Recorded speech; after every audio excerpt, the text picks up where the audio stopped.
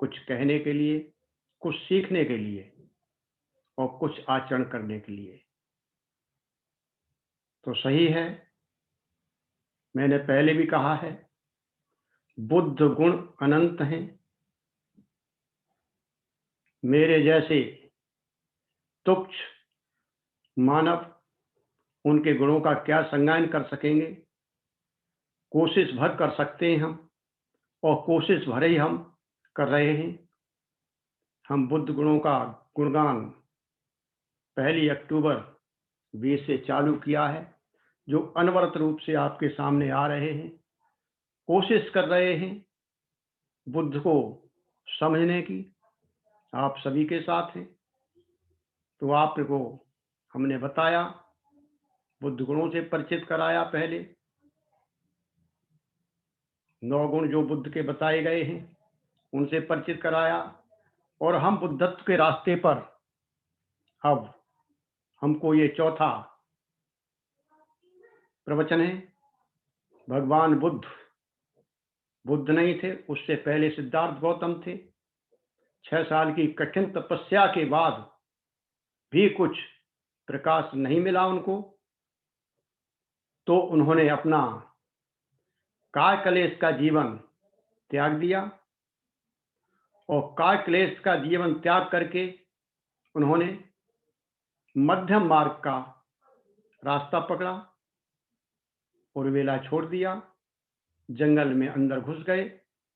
सघन जंगल के अंदर जाकर के पीपल पौधे के नीचे उन्होंने अपना ध्यानस्थ हुए। 1 महीने का पूरा राशन रखा उन्होंने, कंदमूल फल जो कुछ भी उनको मिले, पत्ते, जो खाने लायक चीजें थी जंगल के अंदर, वो इकट्ठी की 1 महीने के लिए, और वो जो वहां पर बैठे, और वहां उन्होंने जो प्रकाश देखा तो आपको परिचित कराया। तो भाई और बहनों, पहला सप्ताह तथागत ने बोधि वृक्ष के ही नीचे गुजारा था, ये हमने आपको बताया था, क्योंकि वो 7 सप्ताह उस जगह पर रहे हैं। तो बोधि वृक्ष के नीचे वो बैठे रहे, जहां उन्होंने मार के ऊपर विजय पाई थी, संबोधि प्राप्त की थी। मार क्या है? वो ये अकुशल प्रवृत्तियां हैं। मार उनको जरा भी विचलित नहीं कर सका था, वहां पर थोड़ा सा भी उनको इधर उधर नहीं कर सका था। ध्यान हम भी करते हैं, सिद्धार्थ गौतम वहां पर ध्यान कर रहे थे, और ध्यान में से ही उनको प्रज्ञा जागृत हुई। भाई और बहनों, हम भी ध्यान करते हैं, ध्यान के लिए बैठते हैं, लेकिन कुशल और अकुशल प्रवृत्तियां हमारे चित्त को विचलित कर देती हैं। कुशल और अकुशल भावनाओं में, विचारों में हमारा चित्त बह जाता है, हमारा चित्त एकाग्र नहीं होता। बहुत कोशिश करते हैं लेकिन नहीं होता। लेकिन सिद्धार्थ गौतम के साथ ऐसा नहीं था, उनका चित्त एकाग्र था और वो बुद्ध बन गए। बुद्ध के साथ ऐसा नहीं होता, वो कुशल और अकुशल कोई भी भावना, कोई भी विचार उनको विचलित नहीं कर सकता। क्यों क्यों नहीं कर सकता? कि उन्होंने उस बोधि वृक्ष के नीचे चीजों का सत्य स्वरूप का दर्शन किया था, चीजों का सत्य स्वरूप देखा था, उन चीजों के स्वभाव का सत्य स्वरूप देखा था। वहां उन्होंने क्या देखा था? कि कोई भी चीज, जो भी वस्तु है, चाहे स्थिर है चाहे चलत है, सारी चीजें बदल रही हैं, परिवर्तित हो रही हैं, खत्म हो रही हैं। तो इनकी उत्पत्ति का भी कोई कारण है, उनके पतन का भी कोई कारण है।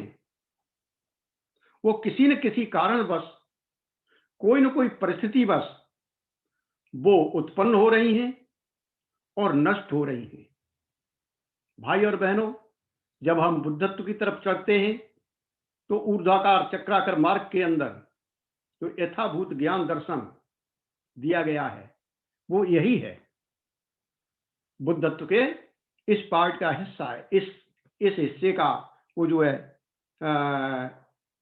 एक तरह की व्याख्या है जो हम देखते हैं वहां पर। यथाभूत ज्ञान दर्शन, वस्तुओं को जैसा है वैसा ही देखना, उनका जैसा स्वभाव है वैसा ही देखना। लेकिन हम क्या करते हैं, हम उनको पकड़ लेते हैं। वस्तुओं को हम पकड़ते हैं, वस्तु हमको नहीं पकड़ती। आप चिंतन करके देखिए, क्योंकि ये चिंतन का आज का सप्ताह बुद्ध के चिंतन का है, इसलिए आपको भी चिंतन करना ही पड़ेगा, हमको भी चिंतन करना ही पड़ेगा कि अब वस्तुएं हमें पकड़ रही हैं या हम वस्तुओं को पकड़ रहे हैं। किसी भी चीज को हम पकड़ कर नहीं रख सकते, किसी भी एक पल में भी किसी वस्तु को हम नहीं पकड़ सकते, उसे स्थिर नहीं कर सकते हैं।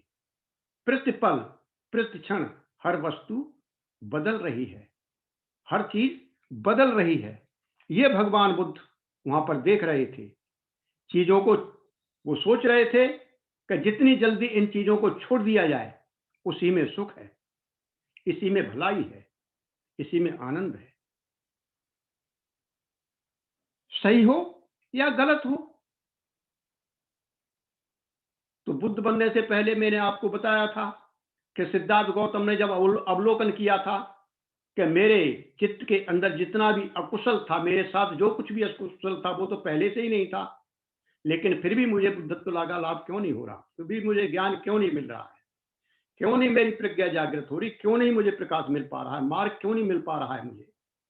तो भाई बहनों, जब उन्होंने देखा कि सबसे बड़ा कंटक तो मेरे साथ है, वो क्या था, कुशल, और जब उन्होंने कुशल को छोड़ा तब वो स्वतंत्र हुए, और वो स्वतंत्र हुए, उन्होंने जो मुक्ति का वहां पर आभास किया था, विमुक्ति का जो आभास किया था, वही बुद्धत्व था।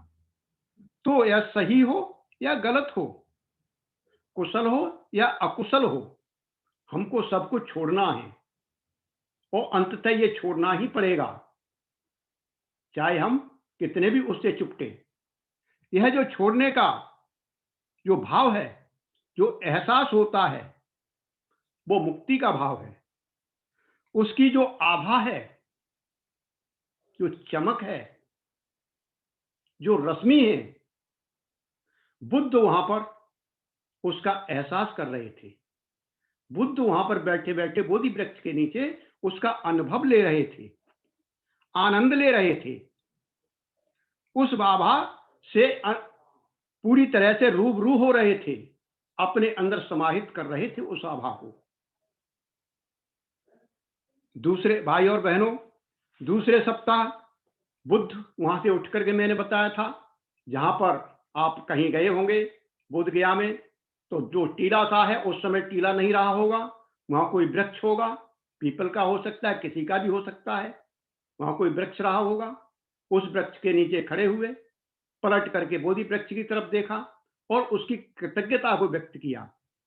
तो मैंने आपको बताया था, कृतज्ञता वो गुण है हमारे अंदर जो हमारे पूरे के पूरे अस्तित्व को ही बदल देता है। मैंने बताया था आपको कि जापान के अंदर 100 से अधिक ऐसे प्रकार हैं कि लोग एक दूसरे के प्रति सम्मान व्यक्त करते हैं, कृतज्ञता व्यक्त करते हैं, छोटी छोटी चीज के लिए वो कृतज्ञता व्यक्त करते हैं।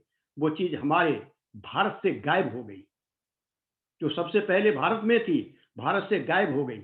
हमको पुनः उसे स्थापित करना पड़ेगा।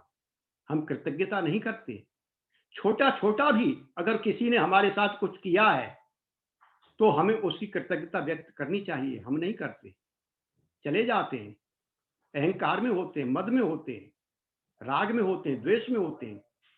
ये कृतज्ञता की भाव ही है जो हमको आगे ले जाएगा। तो उस पेड़ के नीचे खड़े होकर के, हो सकता है टीला हो, आज वहां पर जो है अच्छी सी पहाड़ी जैसी नुमा दिखाई देती है, क्योंकि ये आपको पता है कि विरोधियों ने इस मंदिर को पूरा दबा दिया था, और पूरा एक मंजिल जो आपको दिखाई देता है वो पूरा का पूरा दबा हुआ था। ये तो पुण्य है अनार्य धमपाल जी का, जिन्होंने इसको खोज के निकाला और इसका पुनरुद्धार करवाया, जिसका हम आज दर्शन करते हैं। तो वो उस ऊंची जगह पर खड़े होकर के, उस वृक्ष के नीचे खड़े होकर के बोधि वृक्ष को निहार रहे थे, जिसके नीचे उनको कुछ दिन का आवास मिला था, उसके नीचे आश्रय मिला था। उस आश्रय के लिए वो जो है उसकी कृतज्ञता व्यक्त कर रहे थे। वे कृतज्ञ थे उस वृक्ष के कारण ही आज मैं एक साधारण मानव से बुद्ध बना हूं, असाधारण मानव बना हूं। आज मैं जिस ऊंचाई पर खड़ा हुआ हूं वो इस वृक्ष की वजह से है, इस बोधि वृक्ष की वजह से है। इसके कारण ही मैं मेरी भावनाओं पर विजय प्राप्त कर सका। अगर इसके आश्रय में नहीं होता तो मैं मेरी भावनाओं पर, मेरे विचारों पर विजय प्राप्त नहीं कर सकता था। इसी का पुण्य है कि इसके नीचे बैठ करके, इसके सहन में बैठ करके, इसके आश्रम में बैठ करके मैंने अपनी भावनाओं पर, अपने चित्त को एकाग्र किया, अपनी भावनाओं पर काबू पाया, अपने विचारों पर मैंने काबू पाया। यहाँ पर मेरे को मार भी, अकुशल प्रवृत्तियां भी डिगा नहीं पाई। ऐसा उन्होंने शेल्टर मेरे लिए दिया, ऐसा आश्रय मेरे लिए दिया। भगवान बुद्ध ने कृतज्ञता के साथ साथ वहां पर असीम, ऐसी अतुल्य मैत्री की भावना का भी अनुभव किया। उन्होंने देखा, मैत्री की दृष्टि से उन्होंने देखा कि संसार में दुख है, जीव जगत पूरा का पूरा दुखी है और दुख से ग्रसित है। प्राणी जीवन में संघर्ष कर रहे हैं, तरह तरह के दुखों से वो पीड़ित हैं। भगवान बुद्ध वहां पर उस वृक्ष के नीचे दूसरे सप्ताह देख रहे हैं, तो वहां पर जब मैत्री उनके मन के अंदर गाढ़ी हुई, दृढ़ हुई, तो उनके मन के अंदर, हृदय के अंदर करुणा का भाव उभर आया। उन्हें वहां पर आभास हुआ, उन्होंने वहां पर अनुभव किया। जो करुणा भाव था उसको अच्छी तरह से उन्होंने अपने अंदर समाहित किया।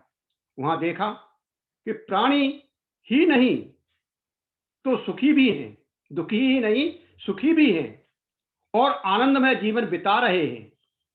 प्राणी जो है वहां दुखी ही नहीं है, बहुत से प्राणी सुखी भी हैं जो आनंदमय जीवन बिता रहे हैं, आनंद सहित रह रहे हैं, बहुत अच्छा जीवन उनका चल रहा है, विकास हो रहा है। तो भगवान बुद्ध के मन के अंदर मुदिता का भाव जागा। ये मुदित हो रहे थे वहां पर बैठे बैठे भगवान बुद्ध, और ऐसा वो अनुभव कर रहे थे, उनके ऊपर मुदिता का भाव जाग रहा था। और इनसे भी ऊपर भगवान बुद्ध दोनों के अंदर न जाके, लिप्त न होकर के, वो जो है आसक्ति रहित हो रहे थे। ना तो मुदिता से लिप्त हो रहे थे और ना ही करुणा से लिप्त हो रहे थे। करुणा उनकी असीम थी, मुदिता उनकी असीम थी, अगाध थी, अमर्याद थी दोनों चीजें, लेकिन फिर भी उसके अंदर लिप्त नहीं हो रहे थे। हमको अपने को देखना है यहाँ पर कि हम क्या करते हैं। अगर किसी का कुछ भला कर दिया तो हम कितना हमारा मन करता है कि हमने कितना बड़ा एहसान कर दिया। लेकिन भगवान बुद्ध वहां पर बिल्कुल निष्पक्ष थे, निरासक्त थे, कोई आसक्ति नहीं थी उनके अंदर। ये उपेक्षा भाव का भी अनुभव ले रहे थे। इस प्रकार की उपेक्षा भाव है जो ये हमारे 4 ब्रह्म विहार हैं, उनका वो एक साथ जो है अनुभव कर रहे थे। वहां पर बैठे बैठे, वहां पर खड़े खड़े, साथ साथ में कृतज्ञता के कारण, जो कृतज्ञ थे उसके कारण उनके मन के अंदर श्रद्धा का भाव भी पैदा हो रहा था। श्रद्धा से भी वो ओतप्रोत थे। किसके प्रति? जो आपको पिछली बार मैंने आपको बताया था कि किन किन के प्रति वो कृतज्ञ थे, किन किन के प्रति वो श्रद्धावान थे, जिनकी वजह से वो जो है इस स्थान पर पहुंचे, जिनकी वजह से वो जो है इस स्थिति में पहुंचे कि एक साधारण मनुष्य से वो जो है असाधारण मनुष्य बन गए, बुद्ध बन गए, सिद्धार्थ से वो बुद्ध बन गए। तो यह अनुभव उनका बहुत ही अनुपम था, जिसकी कोई भी महिमा नहीं गाई जा सकती, अलौकिक था। ऐसा प्रकाश, ऐसी भावनाएं अभी तक किसी को प्राप्त नहीं हुई थी, ऐसी अवस्था अभी तक किसी को प्राप्त नहीं हुई थी। भाई और बहनों, इन भावनाओं का चिंतन करते करते बुद्ध तीसरे सप्ताह में प्रवेश कर गए। अब क्या करते हैं बुद्ध? वहां से तीसरे प्रवाह में सप्ताह में प्रवेश कर गए और वो जो है उस वृक्ष के नीचे से बोधि वृक्ष की तरफ चलने लगे। फिर बोधि वृक्ष के नजदीक आए, लेकिन उसके नीचे नहीं गए, वो पुनः पलटे और फिर उस स्थान की तरफ चल दिए। आज हम देखते हैं वहां पर दीवार लगी हुई है, मंदिर की दीवार है, दीवार के नीचे पक्का फर्श है, फर्श के ऊपर कुछ पत्थरों के, बड़े बड़े पत्थरों के ऊपर कमल पुष्प उकेरे गए हैं। हम वहां पर बड़ी श्रद्धा से पुष्पांजलि करते हैं, वहां बैठते हैं, हम चिंतन करते हैं। वहां पर बहुत सारी एक्टिविटी चलती रहती है वहां पर।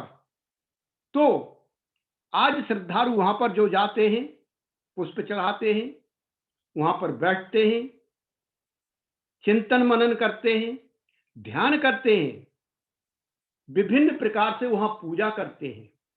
आपने देखा होगा, अगर आप गए होंगे, वहां पर बहुत सारे देशों से लोग आते हैं और बड़ी श्रद्धा से वहां पर मंत्र चांटिंग करते हैं, विभिन्न प्रकार की पूजा करते हैं। चाइनीज पूजा, जापानीज पूजा, श्रीलंकन पूजा, वियतनामी, थाईलैंड के, पता नहीं किन किन देशों के व्यक्ति वहां पर आकर के और पूजा करते हैं उस चैत्य की। अब जरा सोचिए कि जिस समय भगवान बुद्ध वहां पर चल रहे होंगे, तब तो वहां पर मंदिर नहीं था, तब तो वहां कोई पक्का फर्श नहीं था, उसके नीचे जमीन थी और थोड़ी सी जमीन रही होगी, वहां जंगल ही जंगल रहा होगा। उस थोड़ी सी जगह पर बुद्ध चल रहे थे। कभी वो बोधि वृक्ष की तरफ चल रहे थे, कभी वो जहां पर कृतज्ञता व्यक्त कर रहे थे उस जगह की ओर चल रहे थे, आगे पीछे आगे पीछे। उस सप्ताह क्या कर रहे थे, क्या हो रहा था, उसके बारे में हम निश्चित रूप से नहीं जान सकते, और ना ही हम उसके बारे में पता कर सकते किसी भी प्रकार से। क्यों नहीं जान सकते? क्योंकि हम जो है बोधि प्राप्त नहीं है। जब तक हमको बोधि प्राप्त नहीं होगी, वो अनुभव हमको नहीं आएगा कि बुद्ध वहां पर कर क्या रहे थे। हम ऐसा अनुभव नहीं कर पाएंगे जो बुद्ध वहां पर अनुभव कर रहे थे, ऐसा अनुभव हम नहीं कर सकते। आज की परिस्थिति में हम अनुमान ही लगा सकते हैं, हम अनुमान ही लगा सकते हैं, सोच सकते हैं, मात्र कल्पना कर सकते हैं, लेकिन वास्तविकता तक हम नहीं पहुंच पाएंगे जब तक हम जो है अपने अंदर बोधि का लाभ नहीं कर लेंगे, जब तक हम जो बुद्धत्व का लाभ नहीं कर लेंगे। हमें यह जानना जरूरी है कि जो बोधि जो है वह मात्र घटना नहीं है, ये मात्र घटना नहीं है, एक पल की नहीं है। प्राय ऐसा भी कहा जाता है कि वह कुछ क्षणों की प्राप्त होती है, कुछ क्षण की प्राप्त होती है, जबकि हम ये देखते हैं ये वैसी नहीं है। पर हम एक तरह से देखा जाए तो ये ऐसा हो सकता है, ऐसा कोई क्षण जहां से कोई वापस नहीं आता। हमारे जीवन में ऐसे कई क्षण आते हैं। बुद्ध के साथ ऐसा नहीं था, क्योंकि उनको जो बोधि प्राप्त हुई थी वो उनकी स्थिर थी, वो क्षणिक नहीं थी। हमारे साथ क्या होता है, आपने देखा होगा, मेरे भाई बहन जो शिविरों में जाते हैं, कई बार आपने ऐसा महसूस किया होगा, अनुभव लेते हैं, आप वहां पर ध्यान करते हैं, बैठते हैं, वंदना करते हैं, पूजा वंदना करते हैं, आपकी मानसिक स्थिति बहुत ऊंची होती है। और जब आप ध्यान करते हैं और दूसरे सत्र में जब हम जाते हैं तो वहां पर चक्रमण भी किया जाता है, और हमसे तब हमें वहां पर महसूस होता है, हमारा मन इतना उत्साहित होता है, वहां पर इतना प्रफुल्लित होता है, इतना हल्का होता है कि चीजों पर वो विचार कर रहा होता है। वहां पर हम देखते हैं कि यही तो मैं चाहता था, यही तो मुझे चाहिए था, जो मैं चाहता था वही चीज मिल गई। लेकिन उस चीज को हम डिफाइन नहीं कर सकते, हम कह नहीं सकते, शब्दों में वर्णन नहीं कर सकते। हम ऐसी गहरी शांति का अनुभव करते हैं, प्रायः हम उन चीजों के बारे में चिंता करते हैं, सोचते रहते हैं, उससे भी हमें कोई फर्क नहीं पड़ता, लेकिन यह टिकता नहीं है। जो हमें वहां पर अनुभव होता है वो टिकता नहीं है, कुछ क्षण के लिए होता है, कुछ ही समय के लिए होता है। जब तक हम वहां पर रहते हैं थोड़ी देर के लिए होता है, उससे हमें कोई फर्क नहीं पड़ता। एक अच्छा अनुभव करते हैं पर हमें याद ही नहीं रहता। वो थोड़ी देर बाद हम क्या करते हैं, भूल जाते हैं कि क्या अनुभव आया था, क्या नहीं आया था। ऐसा हमारे साथ चलता रहता है। लेकिन इतना जरूर है, इतना जरूर याद रखते हैं कि अनुभव क्या आया था, उसे याद करते रहते हैं। भले वो याद आए ना आए, लेकिन इतना जरूर हमारे पास साथ रहता है कि वो अनुभव क्या आया था। तो जब हम ध्यान करेंगे भाई और बहनों, ऐसे अनुभवों से हम जो है गुजरेंगे, और इस अनुभवों को स्थिर करना ही संबोधि है, क्योंकि हमारे अनुभव स्थिर नहीं होते। यही मार्ग है जो हमको आगे ले जा सकता है। पर बुद्ध के लिए यह स्थिरता जाती नहीं है। मैंने आपको पहले बताया है कि जो चीज उनको प्राप्त हुई है बोधि वृक्ष के नीचे, वो समाप्त नहीं हो गई, नहीं, उसको वो भूले नहीं। वो उनके साथ स्थिर थी, उनके साथ थी वो आजीवन साथ रही है। वो उस पल का आजीवन रस स्वाद करते रहे हैं। टाइम बता देना मुझे। उन्होंने इसका अनुभव गहराई से देखा। वे लौटकर वहां वापस नहीं जाते। 7 सप्ताह रहे थे वो। जिस जगह पर वो गए उस जगह पर दोबारा नहीं गए। बोधि वृक्ष के नीचे दोबारा नहीं गए, अनिमेष पलक के नीचे दोबारा नहीं गए, और जहां पर चल रहे हैं यहां से हटने के बाद दोबारा नहीं गए वहां पर। तो इस प्रकार से वो दोबारा वहां पर नहीं जाते, लौट कर नहीं जाते। दुनिया की चीजें हमको वापस खींचती हैं। हम देखते हैं अपने को स्वयं को देखिए। हम शिविर में जाते हैं, 10 दिन के शिविर में जाते हैं, और 10 दिन के बाद जब वहां से छूटते हैं तो क्या हालत होती है हमारे मन की। सब कुछ भूल जाते हैं और एकदम भागते हैं वहां से घर के लिए। कुछ लोग तो रात में ही भाग लेते हैं, जैसे ही शिविर अभी खत्म ही नहीं हुआ है, लास्ट पूजा नहीं हुआ, पहले भाग लेते हैं वहां से। तो ये जो है ऐसा बुद्ध के साथ नहीं होता है। भाई और बहनों, दुनिया में चीजें हमें वापस खींचती हैं, संसार हमें पीछे खींचता है। बुद्ध के साथ ऐसा नहीं होता। लेकिन ये विचार बुद्ध के साथ भी हुआ होगा, ऐसी बात नहीं कि नहीं हुआ हो, लेकिन उन पर विजय नहीं पा पाई होगी। बुद्ध ने उन सभी चीजों के ऊपर विजय पाई है, क्योंकि उन्होंने चीजों के सत्य स्वरूप को देख लिया था। क्योंकि ये भी स्थिर रहने वाली नहीं है। अभी हमारी प्रज्ञा चक्षु जगह नहीं है, अभी हमारे दिव्य चक्षु जगह नहीं है। हम मांसल चक्षु से देखते हैं, लेकिन बुद्ध किससे देख रहे हैं? प्रज्ञा चक्षु से देख रहे हैं। वो यथाभूत ज्ञान दर्शन देख रहे हैं। वो वस्तुओं का यथार्थ रूप देख रहे हैं, जो वस्तुओं का रूप है उसको देख रहे हैं, वो सत्य स्वरूप को देख रहे हैं। यह जागृति की प्रक्रिया है भाई बहनों, ये जागृति की प्रक्रिया है, अवेयरनेस की प्रक्रिया है। उन्होंने सत्यों को बहुत ही ऊंचे स्तर पर से देखा है, बोधि का अनुभव लिया है। वे विचारों से परे हैं, वो तर्क से भी परे है। इसे अतर्क कहते हैं। हाँ, इसे अतर्क कहते हैं, तर्क से परे, तर्क के कारणों से परे। और भाई और बहनों, ये एक ऐसी चीज है, एक कहावत है हमारे यहाँ पर, गूंगे का गुड़। गूंगे का गुड़, जो व्यक्ति बोल नहीं सकता है उसको गुड़ खिला दीजिए और उससे पूछे इसका स्वाद क्या है, तो क्या बता पाएगा? वो नहीं बता पाएगा। इसी प्रकार से संबोधि का जो स्वाद है वो हर व्यक्ति उसको नहीं बता पाता। ऐसी जगह पर थे बुद्ध कहते हैं कि मेरी जो जागृति है वह कारणों से कभी भी भगाई नहीं जा सकती, वो कभी भी मुझे छोड़ नहीं सकती। बुद्ध की जो स्तर है काफी ऊंचा है। जो उन्होंने बोधि वृक्ष के तले अनुभव किया वह विश्व से परे था। किसी ने अभी तक ऐसा अनुभव नहीं लिया था, तो विश्व उन्हें कुछ नहीं कह सकता। जब किसी ने अनुभव लिया ही नहीं है तो विश्व क्या कहेगा? आज एक चर्चा चल रही है बहुत अच्छी कि भारत के अंदर 2 ही व्यक्ति हैं जिन्होंने ब्रिटिश यूनिवर्सिटी से डीएससी की डिग्री ली है। अभी तक कोई भी नहीं ले सका, और विश्व का कोई भी व्यक्ति उस डिग्री को इतनी आसानी से नहीं ले पाता। तो वहां तक पहुंचने के लिए बहुत कुछ संघर्ष करना पड़ता है। इसी प्रकार से जो कुछ उन्होंने बोधि वृक्ष के नीचे प्राप्त किया, वहां पर अभी तक विश्व का कोई भी व्यक्ति नहीं पहुंच पाया था। और जब नहीं पहुंच पाया तो विश्व क्या कह सकता? उनके लिए कुछ भी नहीं कह सकता। उनका जो शरीर था, उनकी जो काया थी, उस काया का, उस शरीर का बुद्ध के लिए कोई भी महत्व नहीं था।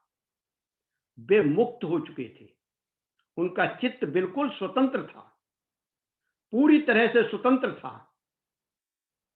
सिर्फ शरीर मात्र उनका जो है वाहन बन के रह गया था, कुछ भी नहीं था। तो दूसरे सप्ताह में उन्होंने गहरी कृतज्ञता का जो भाव अनुभव किया था, जो उन्होंने देखा था, वह तीसरे सप्ताह में भी चीजों को समझने की कोशिश कर रहे थे। तो क्या उन्होंने अनुभव किया था? यह एक ऐसा अनुभव था जो वैचारिक स्तर से परे था। विचार में हम नहीं बांध सकते, भावनाओं में हम नहीं बांध सकते, भावनाओं से भी परे था।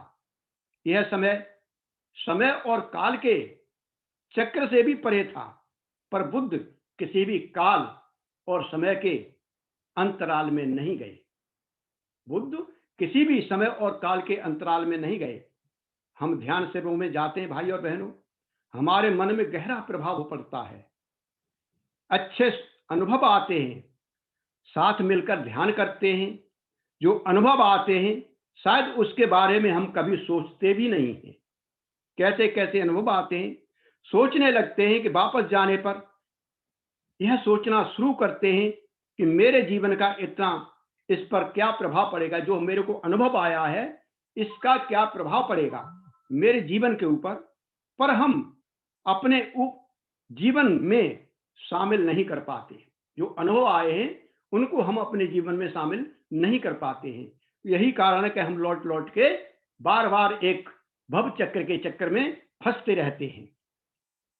हमें याद नहीं रहता, हम वो अनुभव भूल जाते हैं। लेकिन बुद्ध के साथ ऐसा नहीं था।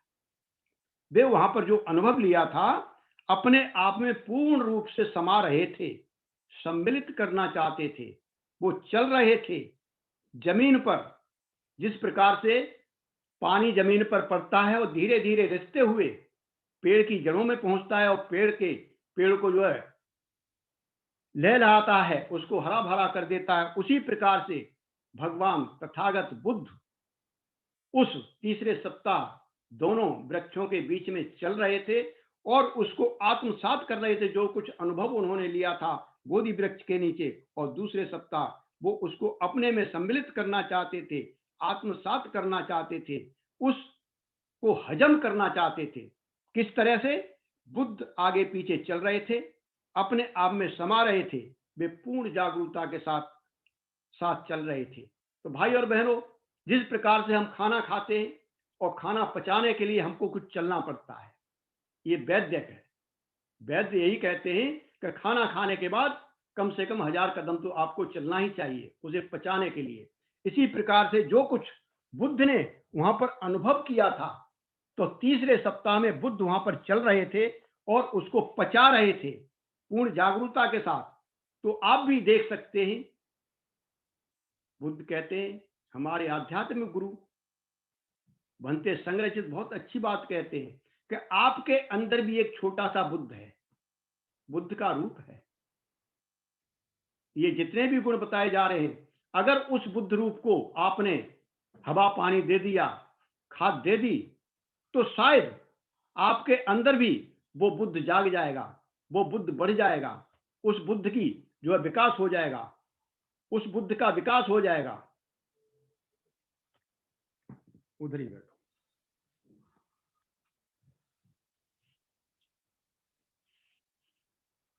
तो भगवान बुद्ध वहां पर चीजों को समझने में कार्य कर रहे थे, आगे पीछे चल रहे थे, चीजों को समझ रहे थे। जो उनको अनुभव हुआ था बोधि वृक्ष के नीचे, उसको अच्छी तरह से आत्मसात कर रहे थे। चिंतन बहुत ही अच्छा शब्द है, चिंतन बहुत ही अच्छा शब्द है, बहुत ही कारगर क्रिया है ये। कभी कभी अपने मन को स्थिर होने का अवसर दीजिए, धम्म का चिंतन कीजिए, बुद्ध का चिंतन कीजिए, बुद्ध का चिंतन कीजिए।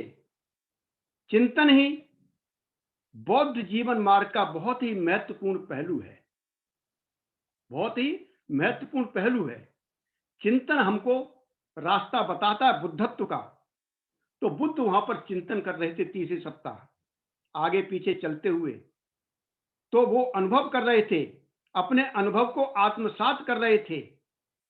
और वहां पर वे स्वयं में अस्तित्व का हिस्सा बन रहे थे। तो भगवान बुद्ध वहां पर जो चल रहे थे, हर कदम उनका गहन धम्म नियम से बंध रहा था। विमुक्ति का जीवन के लिए मात्र धम्म जीवन ही रास्ता है। धम्म नियम ही रास्ता है।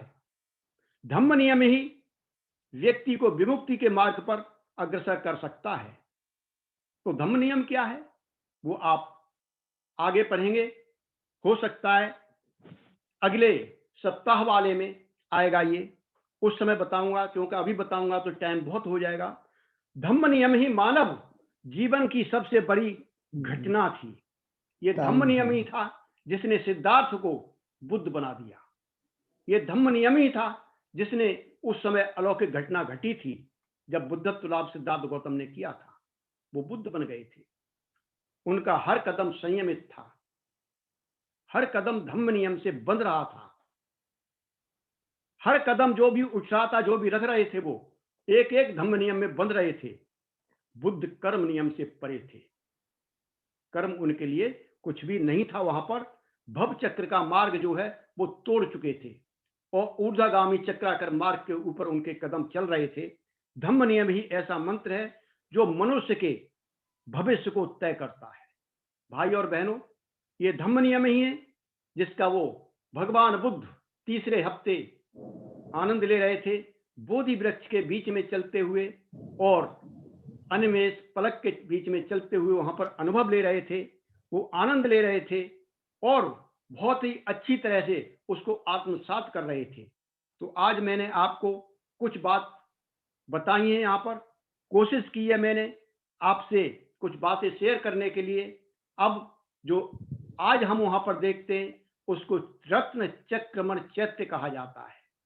रत्न चक्रमण चैत्य कहा जाता है और हमारे बौद्ध जीवन के अंदर इस चक्रमण का बहुत अच्छा महत्व है, बहुत ही महत्व है। इसको करना चाहिए, करते रहना चाहिए। हर कदम को हमें जो है रखना चाहिए धम्म नियम के अनुसार। तो आज मैंने कुछ कहने का, कुछ बुद्ध के बारे में प्रकाश डालने की कोशिश की है। हो सकता है कुछ मेरे से गलतियां हो गई हों, तो आप मुझे माफ करेंगे। इसी के साथ में अपनी वाणी को यहीं पर विराम देता हूं। आज मुझे दिल्ली केंद्र ने कुछ कहने का यहाँ पर मौका दिया है, तो दिल्ली केंद्र का बहुत बहुत पुण्यानुमोदन। आप सभी ने मुझे सुन